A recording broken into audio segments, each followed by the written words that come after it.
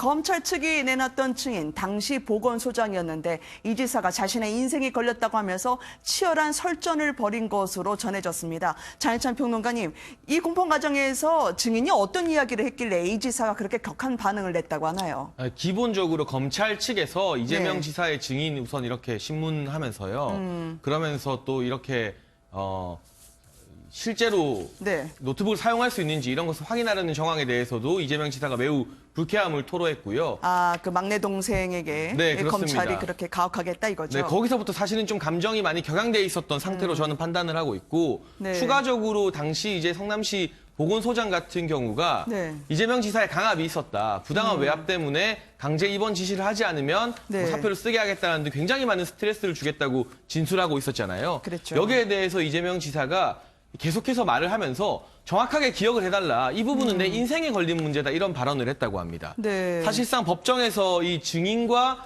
피고인 사이에 오가는 대화치고는 굉장히 이례적인 발언, 내 인생에 걸린 문제니까 확실하게 말을 해달라는 발언까지 한 것으로 네. 보면 전반적으로 검찰 측의 어떤 증인 신문이나 수사 태도 여기서부터 사실은 이재명 지사의 이번 재판에 임하는 감정적인 부분이 상당히 많이 동요하고 있다. 네. 이런 맥락이 이번 재판 과정에서 읽히는 것 같습니다. 네, 김수환 평론가님. 저는 좀 검찰이 좀 심했다고 생각합니다. 이재명 네. 지사가 왜 이렇게 반응하느냐 하면요. 네. 아시다시피 이재명 지사 가족은 경북 봉화에서 그 화전민 출신입니다. 네네. 그러니까 화전민이고 제대로 배우지 못한 집안이었거든요. 그리고 이제 살기 위해서 서울 이제 성남 쪽으로 올라온 그 배경이 있는데 네. 그래서 형제들이 많이 배우지를 못했어요. 아. 근데 막내 동생, 7남매 중 막내 동생이 2012년도에 지금 죽은 이재선 씨, 사망한 이재선 씨의 어떤 조울증이 의심된다. 이런 식의 글을 올렸다는 거예요, 인터넷에. 그렇죠. 네. 근데 지금 검찰이 법정에서 그 동생을 네. 불러가지고 한번 좀 컴퓨터 쳐봐라. 키보드를 쳐봐라. 이렇게 얘기를 한 거예요. 그렇죠. 당신이 못 배웠으니까 이런 네. 글 제대로 올렸는지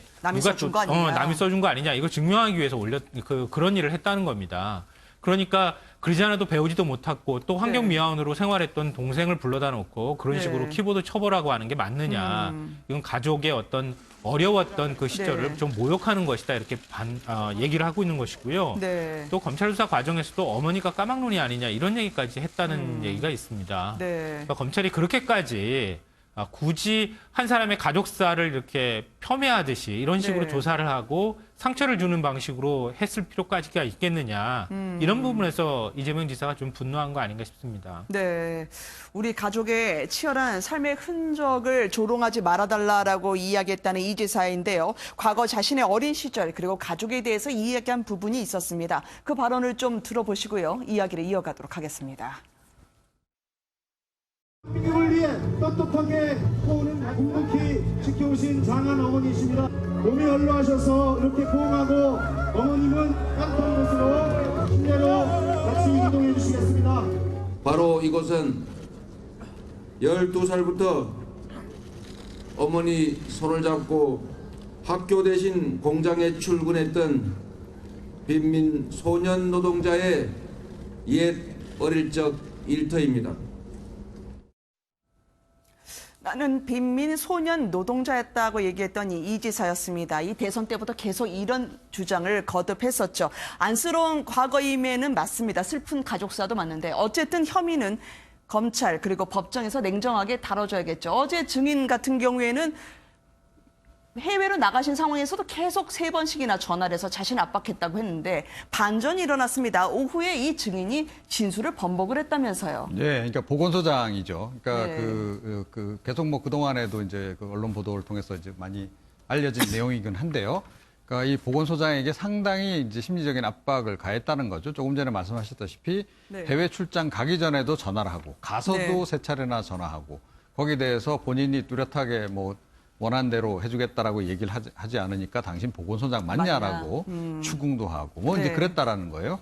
그런데 오후 들어서는 그러면 그럼 지시를 했느냐 네. 강제 입원 시키라고 그건 없었다라고 또 이제 이야기를 해서 네. 이게 좀 앞뒤가 좀 안 맞는다. 이게 결국은 이제 이재명 지사에게 좀 유리한 방향으로 결국 네. 돌아가는 그런 상황이 이제 돼버린 거죠. 네. 그런 상황이긴 한데 그런데 뭐 이럴 수는 있다라고 생각해요. 보건소장 입장에서 명시적으로 이재명 지사가 내 형님을 강제 입원시키시오. 네. 라고 딱 지시를 하지 않은 상태에서 일종의 압박을 계속 이제 넣은 그런 상황일 가능성이 좀 있다. 네, 그러니까 계속 뭐 해고를 하겠다고 그렇죠. 하고. 이재명 지사 네. 같은 경우에 또 법률 전문가 아닙니까? 네네. 그렇다면 나중에라도 이게 책임 추궁이 되거나 또는 이런 법적 소송에 이게 휘말릴 수 있다라는 판단을 했으면 네. 아마 그 가장 결정적인 이야기, 그러니까 강제 입원 시키시오.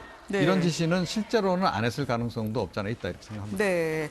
오전까지만 하더라도요, 말씀하신 대로 당신 보건소장 자격 있냐라고 재촉을 했다고 증언을 했는데 3시간 뒤에 왜 바뀌었을까요, 장희찬 평론가님? 저는 이런 재판 과정에 대해서도 조금 문제 제기를 하고 싶은데 네. 이전에도 언급했지만 본인 인생이 걸린 문제이니까 제대로 말해달라고 이재명 지사가 증인에게 물었다고 하잖아요. 네. 이게 어떻게 보면 하소연한 것이고 어떻게 보면 위력을 행사한 것으로 해석할 여지도 있지 않나. 사실은 네. 안희정 전 충남지사 김지인 씨 간의 재판에서는 김지인 씨가 안희정 전 지사 앞에서 대면 신문하는 것에 부담감을 느끼기 때문에 네. 칸막이를 설치하거나 분리된 공간에서 신문을 할 수 있도록 이 증인이나 피해자이긴 합니다만 그 인권을 충분히 보호해주는 재판 과정이 도입이 됐었습니다. 네. 마찬가지로 이 증인으로 나온 이 씨 같은 경우도 보건소장으로서 이재명 지사의 어떤 관리 감독을 받는 처지에 있었고요. 네. 여전히 이재명 지사는 유력한 대선 후보 중 한 사람으로서 위력, 압박감을 충분히 느낄 수 있는 처지입니다. 네. 그렇다면 이 재판장에서 신문이 흔들리지 않도록 사실은 좀 칸막이 설치라던가 최소한 이재명 지사가 직접 이 보건소장, 증인에게 발언을 하지 못하게끔 그러한 배려가 있었어야 하지 않나. 네. 바로 이렇게 내 인생에 중요한 문제다라고 호소하게 된다면 충분히 이 증인 신문을 하는 과정에서 영향을 받을 여지도 있다. 네. 이 부분에 대해서는 재판 과정에서 앞으로 검찰 측이 문제 제기를 저는 할 것으로 예상이 됩니다. 네. 치열한 공판과 관계없이 여론조사는 계속하네요. 김성환 평론가님, 어느새 3위까지 올라갔고, 물론 지금 일희일비할 상황은 아닙니다만 어떻게 총평하시겠습니까? 근데 저는 뭐 이게 이번 재판 과정을 통해서 지지율이 올라갔다고 보이지는 않고요. 네네. 지지율이라는 게 언제든 뭐 상대적인 거니까요. 그럼요. 다른 후보가 좀 실망을 주면 그 밑에 있는 후보가 또 지지율이 높게 올라가는 것처럼 그러게요. 보이기도 하기 때문에 아직은 좀 섣부르다. 다만 이제 그런 점은 있지 않을까 싶어요. 이재명 지사에 대한 지지율이 그래도 완전히 사그라들지 않고 꾸준히 유지되고 있다. 이거는 아직까지는 지금 여권 지지층 내부에서 이재명 지사는 여전히 잠룡으로서 가치가 있다고 생각하는 사람들이 그래도 적지 않게 있다. 이걸 좀 보여주는 신호가 아닌가 싶습니다. 네. 한 가지만 제가 좀 추가를 드리고 싶은 얘기는요. 유시민 이사장이 빠졌다. 이 점을 좀 우리가 눈여겨봐야 합니다. 그러니까 유시민 이사장이 하도 지금 계속 여론조사에서 빼달라 그래가지고 네. 요즘 이제 제외시킨 그런 여론조사가 좀 나오고 있는 건데요. 네. 유시민 이사장을 지지했던 사람들이 누군가는 지지를 해야 되지 않겠습니까? 아, 그래서 그렇군요. 다른 진보 진영 후보에게 표가 좀 이렇게 네. 분산이 되는 지지율이 분산되는 그런 현상도 참고를 해야 합니다.